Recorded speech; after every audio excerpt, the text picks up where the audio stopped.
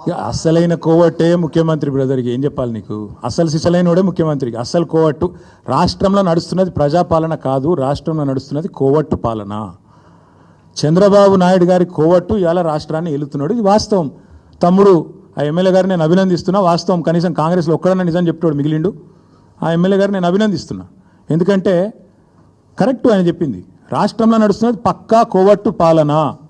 ఇక్కడి నీళ్లను ఆంధ్రాకి ఎట్లా తరలించాలనే కోవట్టు పాలన, ఇక్కడి నిధులు ఢిల్లీకి ఎట్లా తరలించాలనే కోవట్టు పాలన, ఇక్కడి నియామకాలను ఆదిత్యనాథ్ దాస్ గారిని తెచ్చి మొన్నటిదాకా తెలంగాణకు వ్యతిరేకంగా 10 ఏళ్ళు పనిచేసిన ఆదిత్యనాథ్ దాసు ఆయనని తీసుకొచ్చి ఎవడన్నా పెడతాడా? సాగునీటి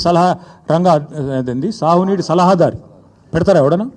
నిన్న మొన్నటిదాకా 10 ఏళ్ళు నీకు వ్యతిరేకంగా పనిచేసినోడట ఇవాళ వచ్చి న్యాయం చేస్తారట. ఏమన్నా మెడకాయ మీద తలకాయ ఉన్నోడు చేసే పని. అందుకే అంటున్నా, రాష్ట్రంలో జరుగుతున్నది కరెక్ట్గా కోవట్టు పాలన.